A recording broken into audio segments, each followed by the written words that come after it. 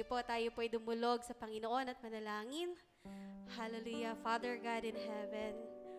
Muli, O Diyos, kami po'y nagpupuri, nagpapasalamat, Panginoon, sa kabutihan mo sa aming buhay. We thank you, Lord God, sa panibagong umaga, sa panibagong kalakasan na ipinagkaloob mo sa aming buhay, Panginoon. At sa umagang ito, O Diyos, muli nga po, O Diyos, kami lumalapit at humingi, Panginoon, ng paglilinis sa aming buhay, sa aming puso at isipan. Lord, forgive us sa lahat ng shortcomings namin, Panginoon, sa lahat ng mga bagay po na hindi naging kalugod-lugod sa inyo, ng mga nagawa at naisip namin. At patuloy kami, Panginoon, na humingi, Panginoon, ng kapatawaran sa iyo. Hallelujah. Panginoon, salamat sapagkat ang pag-ibig mo ay tunay, Panginoon. Salamat sa iyong pagpapatawad sa amin, Panginoon. Tunay nga sa umagang ito, Diyos, hayaan mo na muli namin ibalik sa iyo, God, ang aming pagsamba, ang aming pagpupuri sa pamamagitan ng mga awitin sa umagang ito. At dawa, O Diyos, ikaw lamang ang siyang mapapurihan sa aming kalagitnaan. Muli sa iyo lamang lahat ng kapurihan sa pangalan ng iyong anak na si Jesus. Amen. Let's praise the Lord. God is awesome in this place. Hallelujah.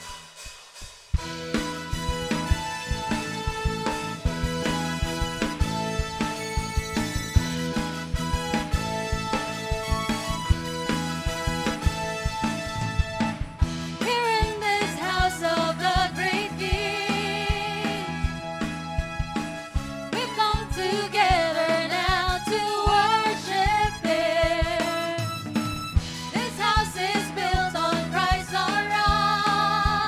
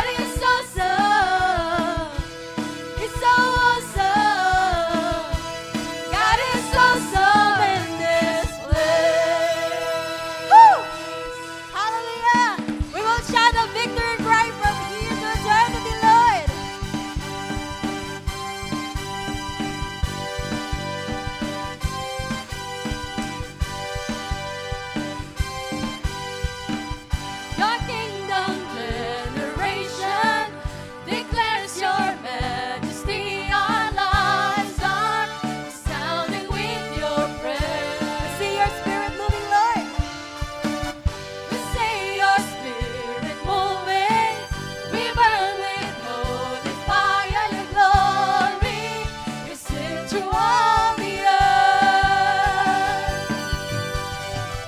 You set eternity in my heart, so I live for you. Oh, come on, shout hallelujah! Hallelujah, hallelujah, honor and praise forever. We'll shout a victory cry from here to eternity. Hallelujah, hallelujah, we'll take our place in history. We'll shout your awesome love from here to eternity. Yes, Lord. Purihin ka, Panginoon. Your kingdom generation declares your majesty. Our lives are resounding with your praise. Your spirit moving. We see your spirit moving. We burn with holy fire, your glory. We sing to all the earth. We set eternity in my heart, so I live for you, Lord, for you. Hallelujah, hallelujah, hallelujah, honor and praise forever. We'll shout a victory cry from here to eternity. Hallelujah, hallelujah, we'll take our place in history. We'll shout your awesome love from here to eternity. Yes, Lord.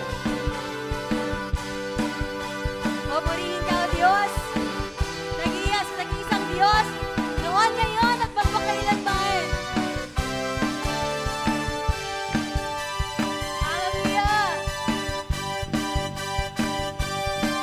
Oh, we worship you. Hallelujah. You set eternity in my heart, so I live for you. For you. Come on and shout hallelujah.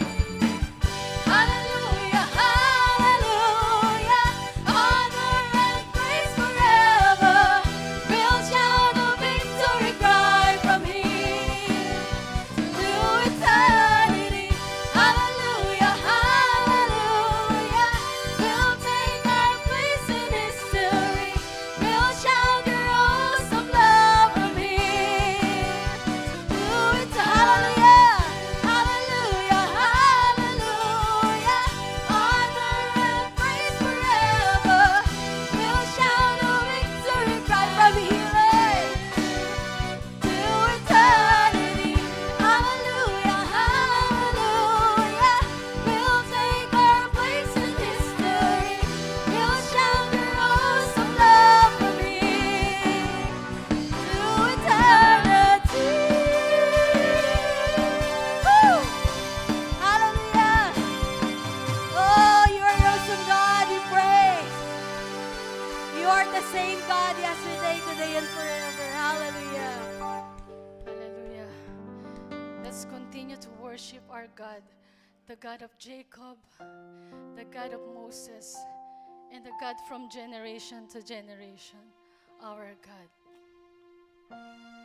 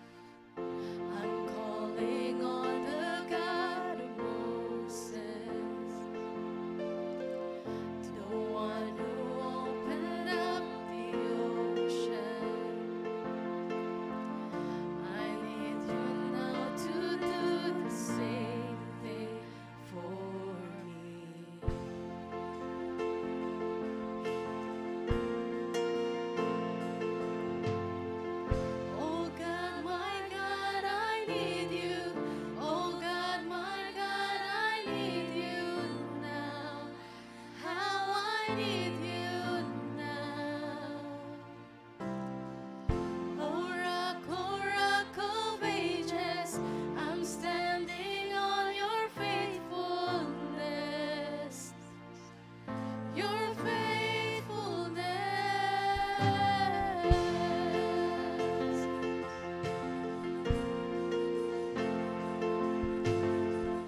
I'm calling on the God of Mary,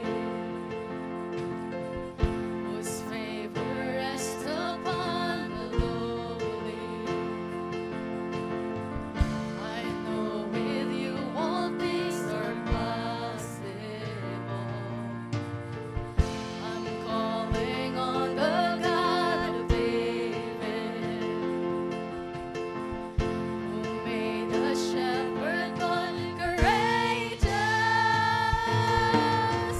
I may not face Goliath, but I've got my own giant. Oh God, my God, I need you. Oh God, my God, I need you now. How I need you now. Oh rock of ages, I'm standing on your faithfulness. Your faithfulness. Oh God, my God, I need you. Oh God, my God, I need you now. How I need you now. Oh rock of ages, I'm standing on your faithfulness. Your faithfulness. Oh God, my God, I need you. Yes, Lord, we need you, Lord. Open your mouth to worship the Lord. How I need you. Oh rock of ages. Oh rock of ages, I'm standing on your faithfulness. Your faithfulness.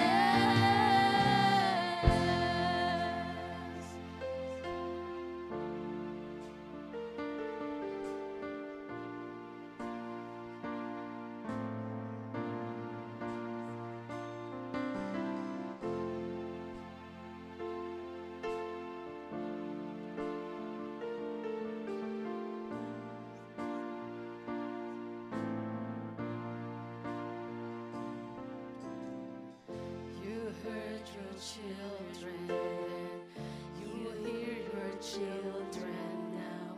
You are the same God. You are the same God. You answered prayers back then, and you will answer now. You are the same God. You are the same God. You were provided and you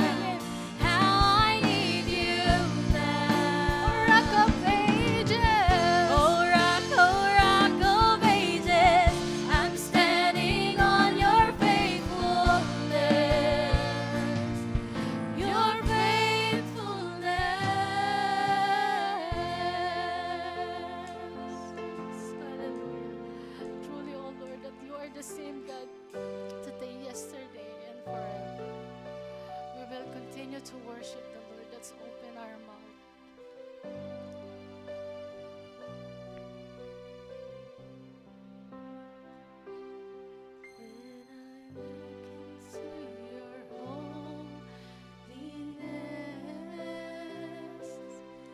When I gaze into your loveliness,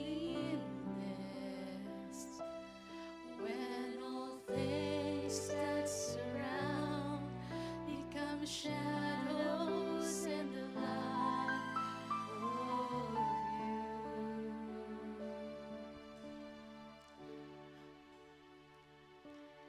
When I found the joy of reaching your heart, when my will becomes enthroned in your love, when all things that surround become shadows in the light of you.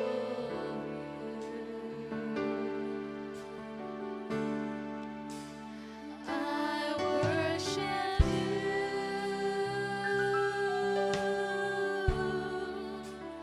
I worship you.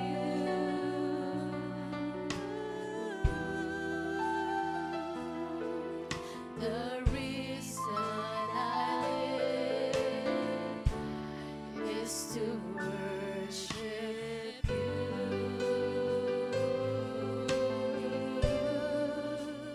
I worship you.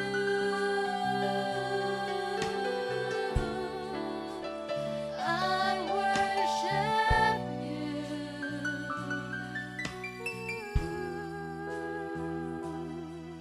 The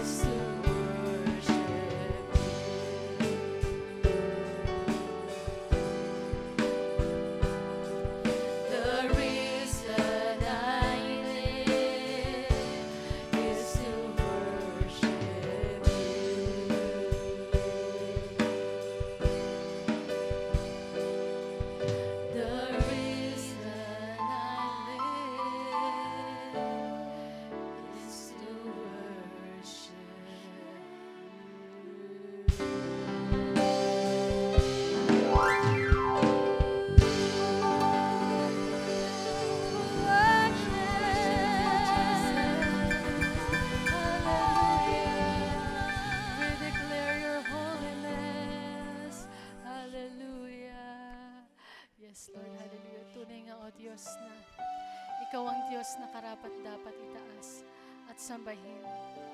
Salamat, Panginoon, sa pag-ibig mo sa amin na hindi nagbabago.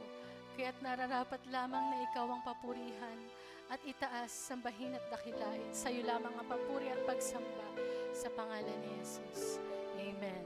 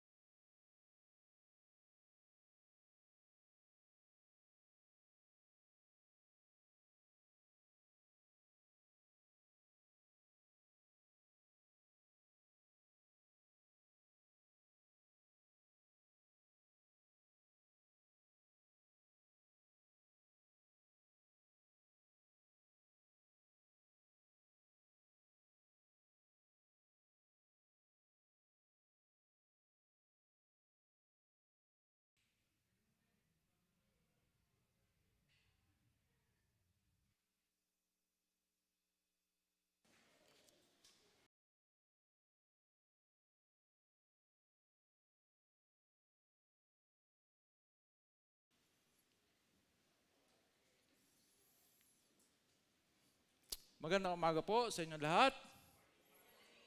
Hello. Gising na ba? Okay, sige nga po. Kung gising na po tayo, palakpakan po natin ang ating Panginoon. Ayan. Magandang umaga rin po sa lahat ng nanonood ng live streaming nito. Kumusta na po ay mga kapatid? Hello? Okay po ba? So I do believe that everyone is living under the grace and the blessing of our Lord.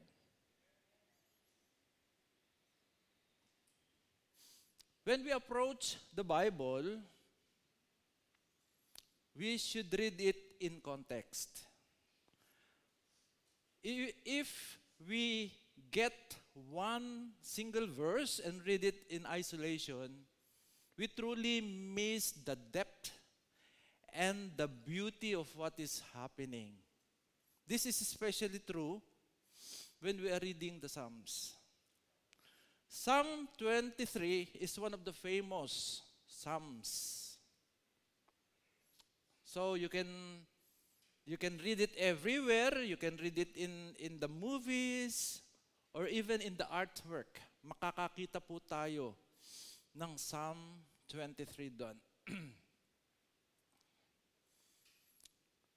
So even if we do not grow up in the church, we will recognize its wordings. Ganyan po ka-popular ang Psalm 23.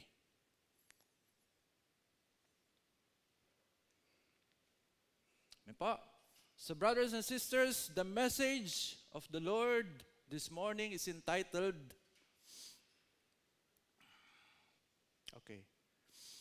My cup runneth over, or in simple English, my cup overflows. Amen po? And our text is taken from Psalm 23 verse 5. Kung kayo po ay may Bible sa inyong piling, you can open your book. Otherwise, tingin na lang po tayo sa monitor sa harapan because we will read the Word of God all together. Can I request everyone to please stand up to give reverence to the Word of God? So we are reading from the NIV. You prepare a table before me in the presence of my enemies. You anoint my head with oil, my cup overflows. Samahan niyo po ako sa isang maikling panalangin. Father, we thank you for the reading of your word.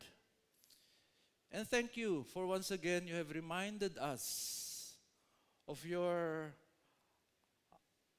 overflowing presence in everyone. Lord, tunay nga na ikaw ang Diyos namin na di nga po nagbabago. Noon ay ganun ka, ngayon ay ganun ka rin, Panginoon. So it's our prayer, my Lord, that as we study your word this morning, we pray that your Holy Spirit will be the one to guide us, to teach us, so that we truly understand your message. God, apart from you, I can do nothing. So it's my prayer, my Lord, that you will be upon me as I deliver your word. And lastly, bless the preaching of your word. Thank you once again in Jesus' name. Amen and amen and amen. Magsiupo po tayo. Psalm 23 verse 5. You prepare a table before me in the presence of my enemies. You anoint my head with oil, my cup overflows. So, give me a moment to study the context of Psalms 23 verse 5. Sabi nga po kanina, itong Psalm 23 pong ito ay very, very popular. Na kung babasahin po natin, talagang maiintindihan po natin. Kung ito isa sa puso po natin, mabibighani po tayo sa mga wordings na ginamit po ni David upang isalarawan niya ang pagmamahal, proteksyon at gabay ng ating Panginoon. Ba? Sabi nga po sa verse 1 ng Psalm 23, di ba? The Lord is my shepherd. I shall not be in want. He makes me lie down in green pastures. He leads me beside quiet waters. He restores my soul. Kaya kung titingnan nga po natin yung wordings na ginamit po ni David, ay tunay nga pong may in love po tayo sa Psalm 23. Pero ang ating pong teksto sa umagang ito is Psalm 23 verse 5 na kinuha po doon sa Psalm 23. So context po ng Psalm 23. Ito po ay sinulat ni David nung siya po ay ipinahanap ni King Saul upang ipapatay. Diba? Takot na nga si David kasi may naghahanap sa kanya at papatayin siya. And yet, he was able to write a hymn na kasing ganda po ng Psalm 23. So makikita po natin na gano'n na lang po ang puso ni David upang isalarawan ang pagmamahal po ng ating Panginoon. Bakit nga ba siya gustong ipapatay ni King Saul? Hello, bakit? Dahil po sa inggit. Noong pong time na yon, si David po still, masasabi po natin still young man. Hindi na po siya boy. Kasi nasa adolescent period na po siya. And yet in his young age, ando na po yung pagtaas ng kanyang popularity. Bakit ba naging popular si David? Naging popular po siya dahil sa patay niya kay Goliath. Imagine niyo po, young boy lang po siya. That time, wala pong pinakamagaling na soldier ng Israel ang nagtangkang lumaban kay Goliath. Maliban po kay David, young boy. At sa isang ganon, bagsak po si Goliath. So simula po noon, naging popular na si David. Kung kaya nga po, andun, nag-start ang inggit po ni Haring Saul. Bakit siya naiinggit? Because he considered David to be a threat to the throne of Israel. Kaya nga nun siya po ay pinahanap upang patayin. Gumawa po ng manhunt si King Saul para makita lang po si David at siya'y mapatay. Takot na takot po si David. And he cried out to God. So if there were ever a testimony of a man who was filled up by the Lord in a horrible scenario, it was David. So hindi niya po tinatago yung pagkatakot niya, yung worry niya sa ginagawa po ni King Saul sa kanya. He was honest and open with his struggles, but affirmed his faith and hope in God. Yan ang importante. Na in the midst of our struggles po, di ba? Hindi po tayo nagwawalang bahala. Open po tayo sa struggles natin. Hindi po natin ito ikinahihiya. But the more important of it all, yung i-affirm po natin yung ating pong hope at ating pong faith sa ating Panginoon. Na yan po ang ginawa ni David. Kaya nga po, kung isa-summarize nga po natin itong Psalm 23, sabi nga po ni Clarence Haynes Jr., in this instance, David is using this expression, yung pong Psalm 23, to help us understand the abounding and overflowing nature of God's presence, provision, protection, and power. God's blessings upon David wasn't just for his life, but it was designed to spill over, so it could bless others. It is the same with you. So yung Psalm 23 pong yan, ay hindi po kanyang sinulat upang ito ay para sa kanyang buhay lang, kundi ito po ay para sa lahat, na kung atin nga lang pong isa sa puso itong Psalm 23 na to, even in the darkest valleys of our life, we can feel the presence of our God. Amen po? Okay, so marami pong pagsasalarawan ang ginawa po ni David dito sa napakaikling Psalm 23 verse 5. So para ito po ay ating maintindihan, we are going to break it down. Sabi po doon sa first part po ng verse na ito, you prepare a table before me. Kung makikita po natin sa verse na to, there was a sudden shift in the image of God used by David. Kasi kung babasahin po natin yung verses 1 to 4 ng Psalm 23, ang image po na pinipicture po ni David doon ay, ang ating Panginoon ay isang, shepherd. Kaya nga, di ba? Yung sabi po sa verse 1, the Lord is my shepherd. Pero pagdating po ng verse 5, ang sabi niya, you prepare a table before me. Sino po ba nagpiprepare ng table? Hapagkainan. Host. So from being a shepherd, nag-shift po ang image ng ating Panginoon to be a host. And our God is not an ordinary host. He is a super host. Kung sa Airbnb po, sa ating kapanahonan ngayon, ang ibig sabihin po ng super host, magpiprepare ka ng box of candy. Lahat ng toiletries, ipiprepare mo. Ano po yung mga toiletries natin, ha?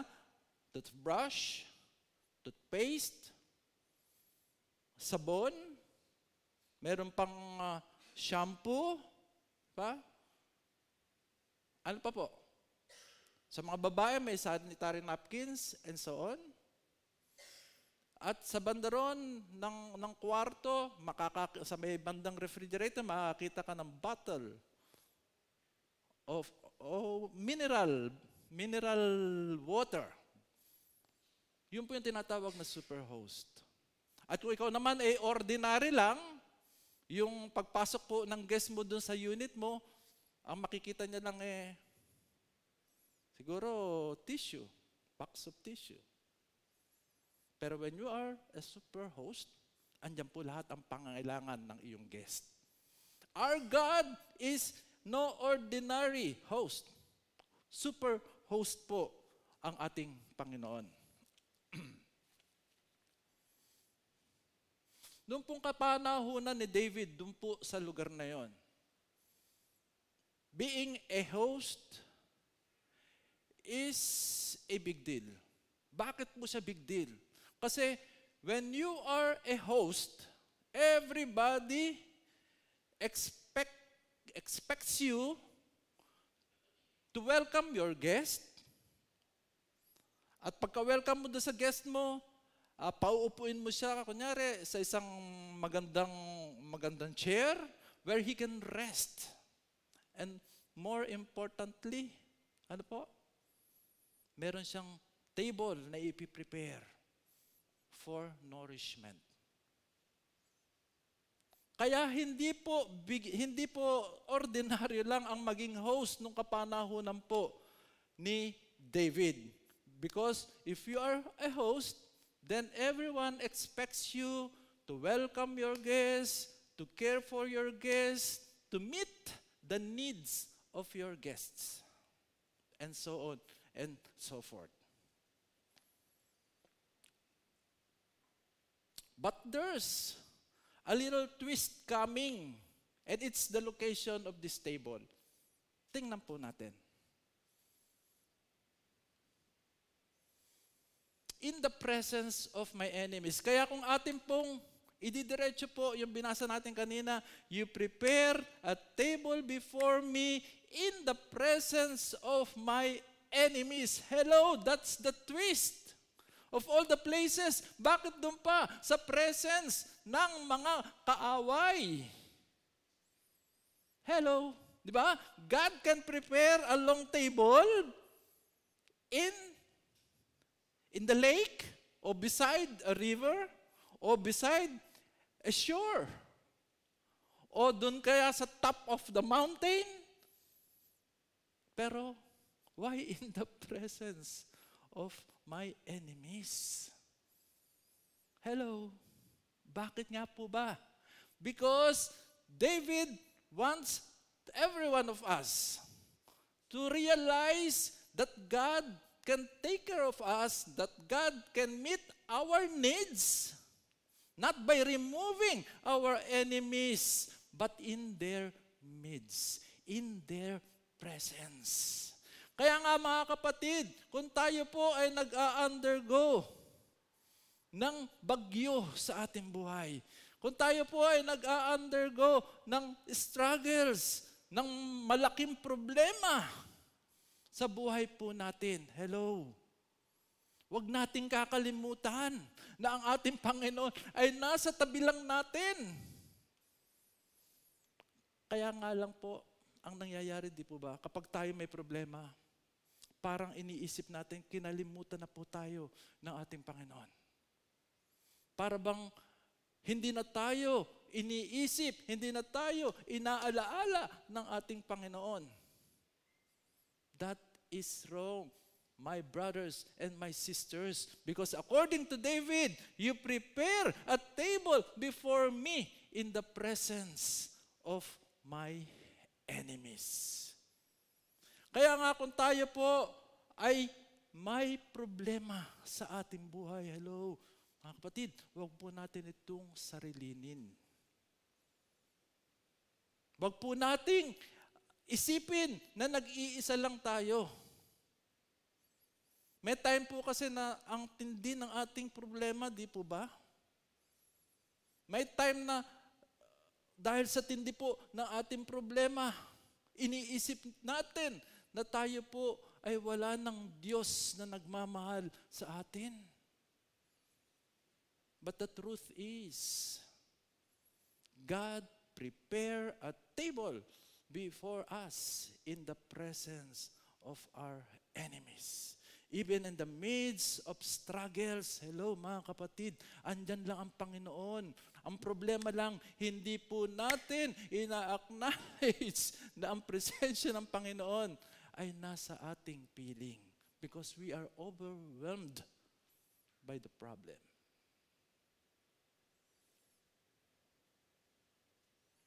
God is providing for what we need, not by removing our enemies, but in their midst. So, ang image pong ito is very striking, as if you are enjoying a meal, after a long day surrounded by people who want to hurt you. So, masasabi po ba nating restful yung place na yon? Kasi pagka-host, di ba? Ipiprepare mo yung long table, i-welcome mo yung guest mo, pauupuin mo siya dyan sa pinakamagandang upuan mo so that our guest can take a rest. Pero masasabi po ba na in the presence of my enemies, restful po ba yan? O stressful? So let's not forget, God is not just a host. He is also a shepherd. At kapag shepherd po, ang hawak-hawak po ng shepherd, ng pastol, pamalo, meron po yung rod or staff o pamalo. Every time hawak-hawak natin yan. Kaya if there is enemy, if there is wild animal that will strike yung mga sheep na alaga niya, anong gagamitin niya? Iwawas-iwas niya po yung kanyang rod, yung kanyang pamalo to protect the sheep from the enemy. Ganyan po ang ating Panginoon. Hello. Kaya nga po, even sa pagkain po natin, nandyan ang mga enemies po natin. We need not worry. Tayo po ay dapat na maging payapa sa pagkakataong yon. Because our God is there, ready to strike against our enemies in order to protect us. So we can sit at this table in peace because God is protecting us.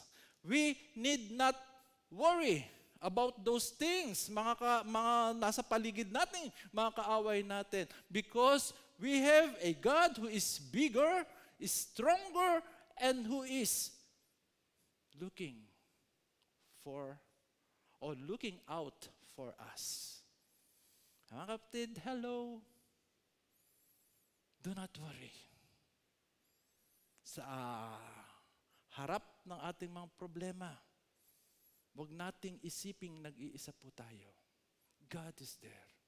May hawak siyang pamalo para paluin ang ating pong mga kaaway.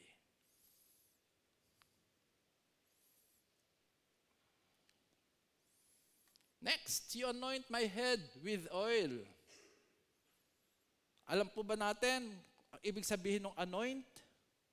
Nung ako po ay inordain bilang pastor, so meron pong olive oil na nandun po sa lalagyan. Tapos, ito po ay ibinuhos doon sa aking ulo. Nakatungo po akong ganun eh. Tapos, ibinuhos po yun sa ulo ko. Anointing of oil in the head. Ayaw nga dyan. Isipin natin, ayaw nga nung gano'n. Baka mamaya cooking oil yung ilagay doon. Mag-aamoy akong, niyog. Pero nung pong kapanahunan ni David, in those part of the world, in that part of the world, Israel. So isa po sa custom ng host na kapag winelcome po niya yung guest sa loob po ng kanyang bahay, i-anoint po yan with oil. Huwag kayong mag-alala. Yung oil po ay hindi cooking oil. Hindi rin po siguro siya olive oil. Basta isipin po natin, yung oil na yan, mabango. Kaya pagka ito po ay ipinatak sa ulo mo, hello, hindi po tayo maaasiwa na tayo'y mangangamoy. Isipin na lang po natin na tayo ay babango. Actually, alaala ko nga po, di ba, yung mga nagbabiyahe dyan, sumasakay sa eroplano, lalo na yung mga long travel, diba? Kapag ikaw ay nakaupo na sa eroplano, at nagpiprepare na po yung mga staff, dahil ang eroplano po ay aalis na, magte-take off na. So ano pong ibibigay nung mga stewardess, di po ba? Bibigyan ka ng isang pack ng peanut, isang pack ng wipes. Ano, para saan po yun? Kung ikaw ay medyo nagugutom, yung pong peanut, yung po ang magbibigay sa iyo ng konting pagkain. Ang importante po doon yung wipes. So pag binuksan niyo po yung lalagyanan ng wipes, at yung pong wipes ay ipinahid nyo sa inyong mukha. Diba? Hindi lang po sa mukha, even sa baliig, sa ganyan. Ano pong nafe-feel nyo? Hello. You feel refreshed. Diba? Hello. Parang walang nagbiyahe rito papuntang Saudi Diba? Nare-refresh po tayo. Kasi yung pag-alis mo ng bahay mo papunta sa airport, diba?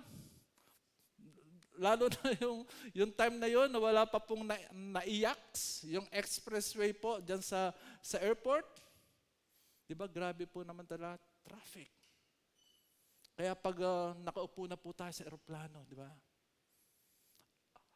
Ang ganda-ganda ng ating pakiramdam. What more kung nakapagpahid po tayo ng wipes. We're soothed. We're refreshed.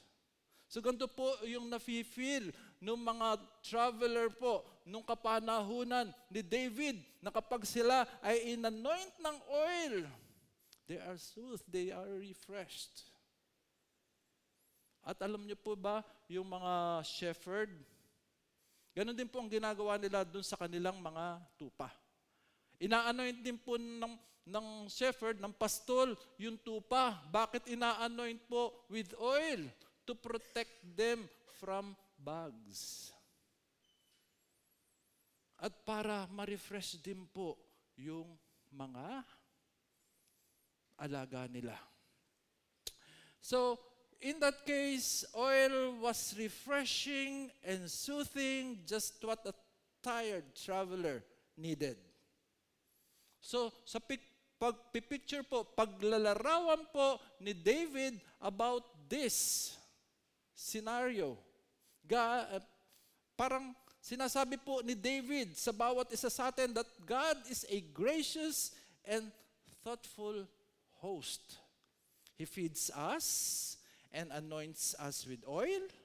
He heals our wounds and provides us rest. Mga kapatid,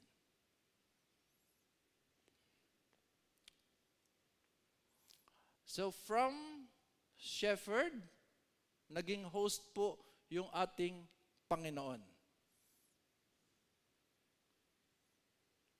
At sabi po dyan, you anoint my head with oil, my cup overflows. So kung tayo po ay may cup, at binuksan po natin yung faucet po natin, isinahod po natin yung cup natin doon. Ba? At ito po'y napuno. Di po ba umaapaw yung ating cup? Hello? Naintindihan po ba natin? My cup overflows. Umaapaw po yung ating baso, yung ating pong lalagyan, yung ating pong tabo, yung ating pong cup. At hindi po mawawala yung pag-apaw niyan unless na isinarado po natin yung faucet. Pero habang hindi po natin isinasarado yung faucet, flow lang po ng flow yung tubig at umaawas na yung ating baso.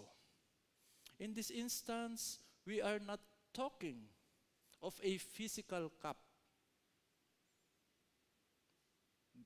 Ang ating pong pinag-uusapan ngayon ay yung ating buhay that are filled to overflowing. Hello. Siguro tatanungin nyo, ano yung ating buhay that are filled to overflowing? Diba?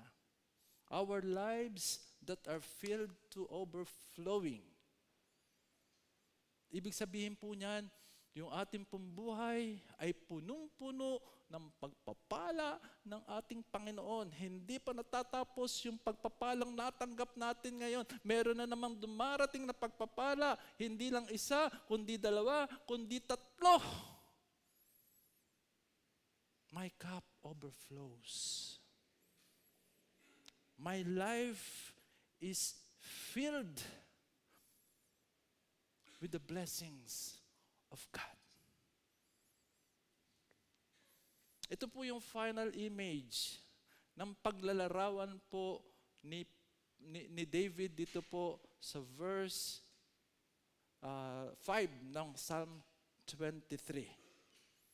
And it shows us that God doesn't just give us what we need, but He gives us more, mga kapatid.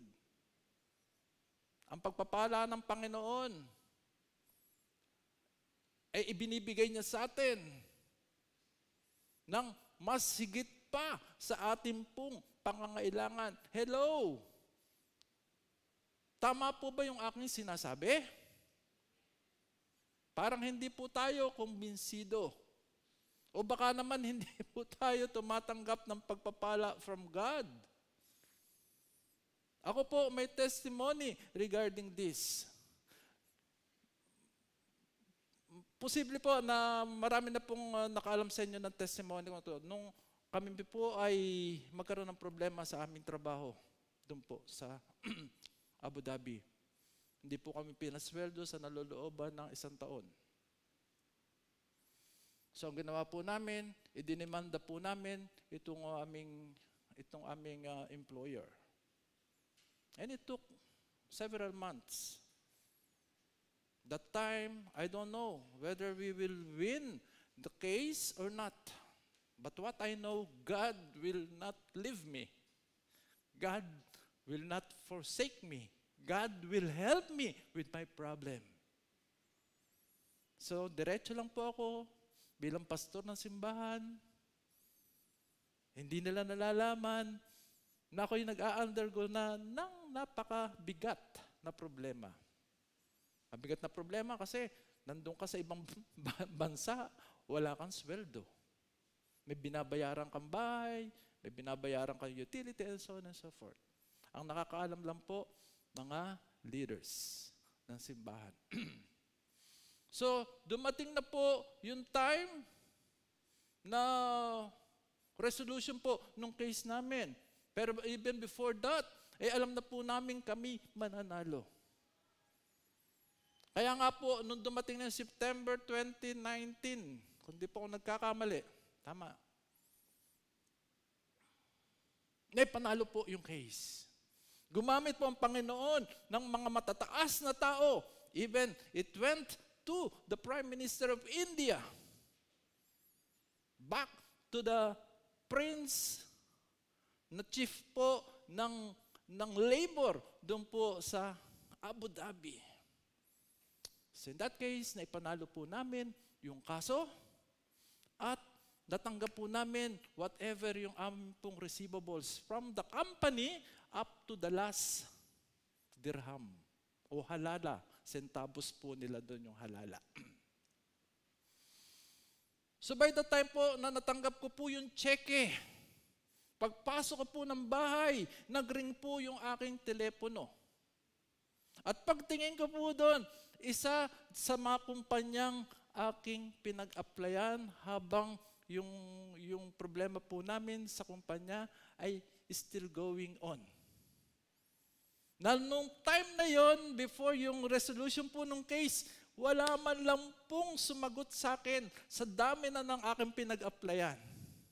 But in this case, after receiving the check at pagpasok ko po ng bahay, nag-ring yung telepono ko at pagkasagot ko po doon sa aking telepono, Mr. Anyayan, your application with our company is approved.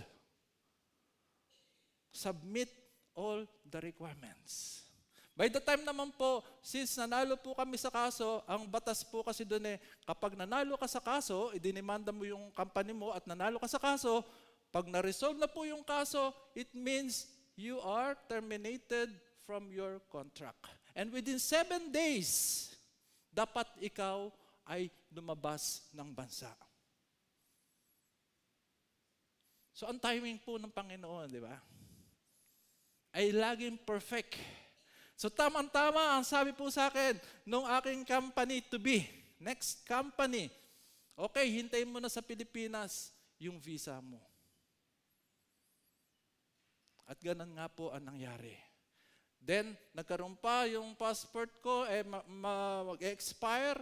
So ito po ay under renewal. At nagkaroon pa ng problema sa renewal. Kaya ang nangyari, na-extend pa po yung 1 week ko na stay sa Pilipinas up to 1 month. So in that case, masasabi po natin na hindi lang po yung pangangailangan ko doon sa kaso ang ipinagkaloob sa akin ng ating Panginoon, kundi binigyan pa po niya ako ng bonus. At yan ay another contract doon po sa Abu Dhabi. Siguro sabi ni God sa akin, Pablito, hindi pa tapos ang mission mo rito. Mag-i-stay ka pa rito.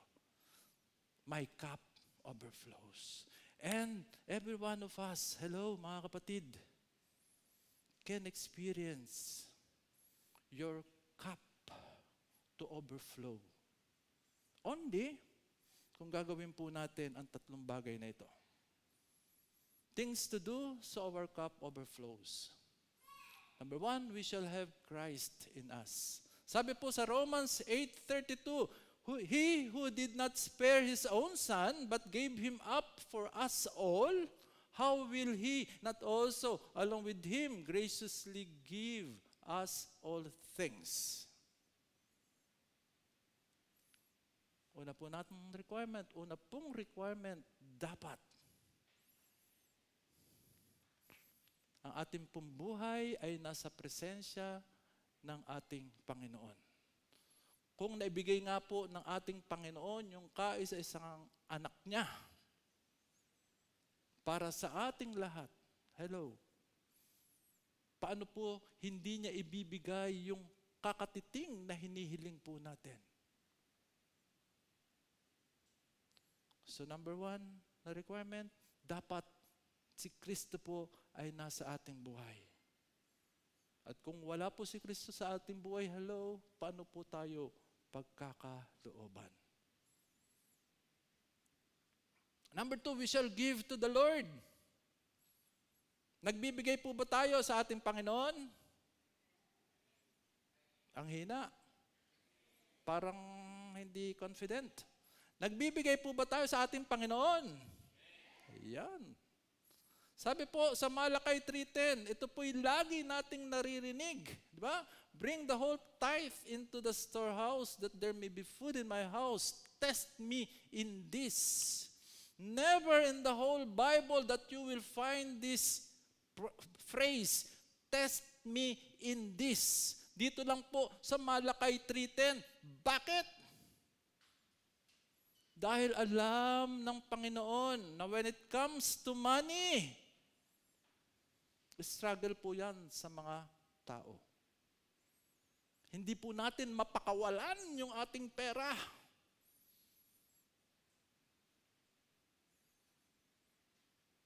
Pero yan po ang susi ng pagpapala ng ating Panginoon. Kasi sabi nga dyan, see, if I will not throw open the floodgates of heaven and pour out so much blessing. So much blessing, ha? Hindi lang blessing, kundi so much that there will not be room enough to store it. Eh kung di po tayo nagbibigay sa ating Panginoon, hello, how can we receive the blessings of God? How can we receive the abounding, the overflowing blessings of God? Sabi nga ni God, test me in this. Challenge to every one of us, mga kapatid. And number 3, we shall pray to receive. Manalangin tayo, mga kapatid, ng isang bagay na hinihiling natin sa ating Panginoon upang ito'y ating matanggap. Alam niyo po ba, nung ako ay nagpipray na magkaroon ng tahanan, it took me several years. Pero hindi po ako huminto. Then after na magkaroon po ng tahanan, wala naman pong tubig sa subdivision namin. And it took me again several years to pray. Nadalhin ni God yung may nilad doon po sa aming subdivision. Hindi po ako huminto ng kapapanalangin. And now, brothers and sisters, I am praying for 2 things more to happen. Marami na pong taon na ang nagdaan, pero hanggang ngayon, hindi pa po dinidinig ni God. But even then, I do not stop praying. I do not stop asking God, God, ipagkaloob mo po ito sa akin. May kwento po. Mother and son. Okay? Sila po ay pupunta sa grocery. Before na pumasok po yung mother and son doon sa grocery, sabi po ni mother doon sa 4-year-old son niya, hindi ka bibili ng chocolate, ang tawag nga po doon, sandali lang po. Chocolate chip cookies, na paborito po nung bata. So, okay lang po doon sa bata, nakatingin lang po siya sa mother niya. Then, pumasok na po sila doon sa grocery.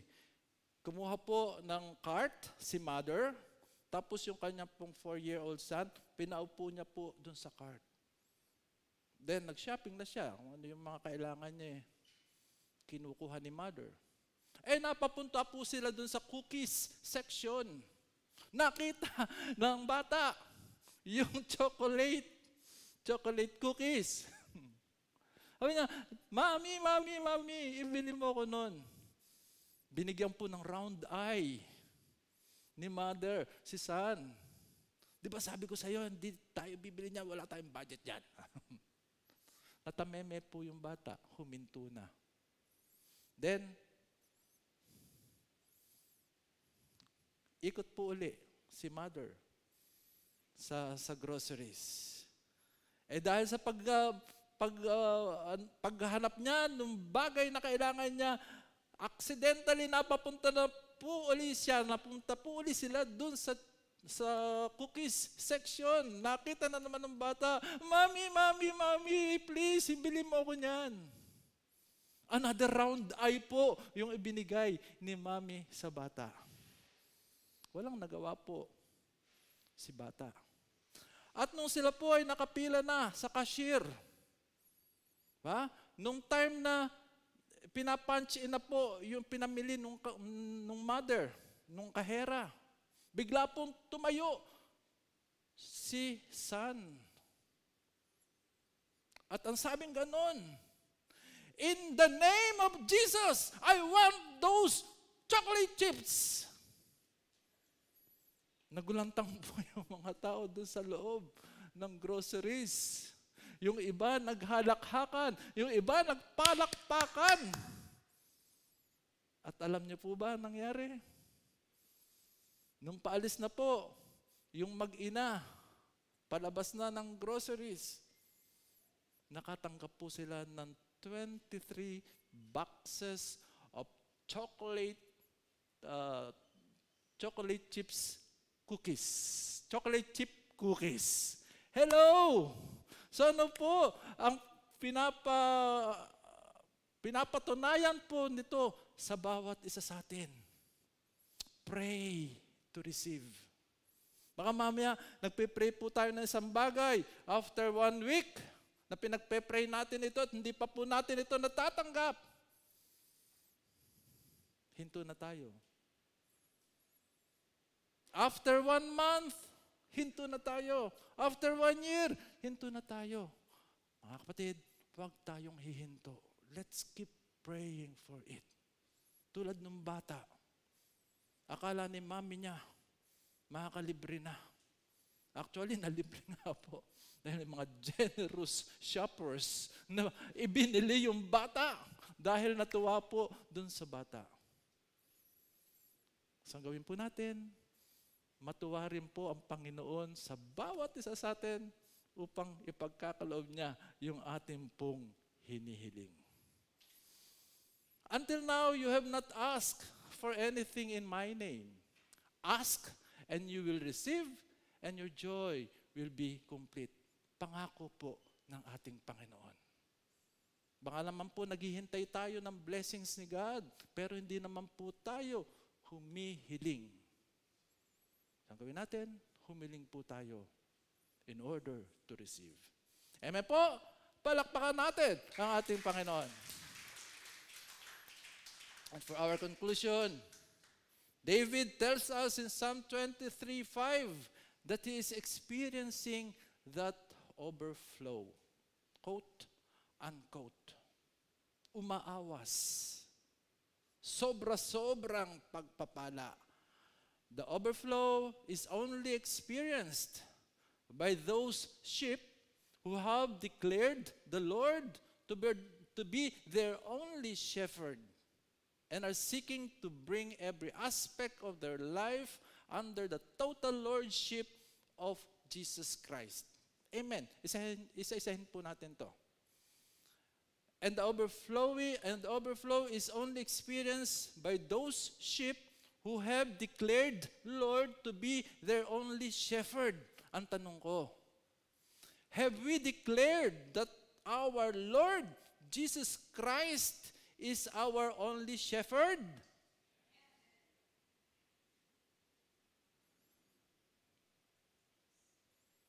Ang hina. Have we declared the Lord to be have we declared our Lord to be our only shepherd? Ayun. Ang ikalawa, are we seeking to bring every aspect of our life under the total lordship of Jesus Christ? Humina na naman. Paano ba yan? Parang hindi kumbinsido no?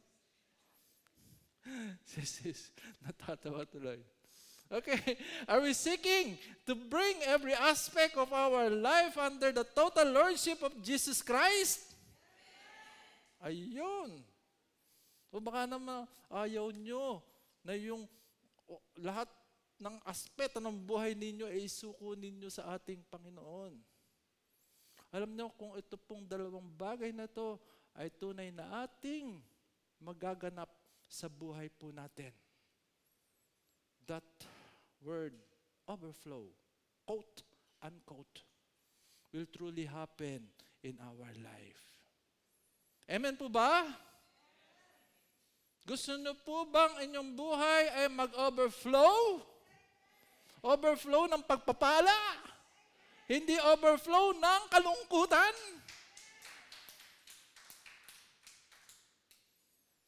My cup overflows. My cup runneth over. Praise the Lord. So, samahan niyo po ako sa isang maikling panalangin. Yes, my God, hallelujah. Tunay nga, Panginoon, ang iyong pagpapala sa bawat isa sa amin. Lord, ito po ay hindi humihinto. Ito po ay hindi sapat lamang, kundi sobra-sobra pa sa aming mga pangailangan. The only thing, God, na ito'y aming hindi matanggap, ay dahil hindi nga po kami sumusunod sa iyo. So with this, my Lord, the three aspects of our life that we need to do in order that overflow will truly happen in our lives. Lord, we pray that we will do it in our lives. Unang-una, that your presence will always be in us. Ikalawa po, that we will give to you what is due you. At ikatlo nga po, God, that we will not stop praying in order to receive. Lord, dalangin po namin, O God, na lahat po ng aming napag-aralan, natutunan sa araw na to, tunay nga, O God, na ito ay mai-apply po namin sa aming mga buhay. You are true to your word, my Lord, my King. Truly, your blessing is abounding and overflowing. Thank you once again in Jesus' name. Amen and amen and amen. Palakpakan po natin ating Panginoon.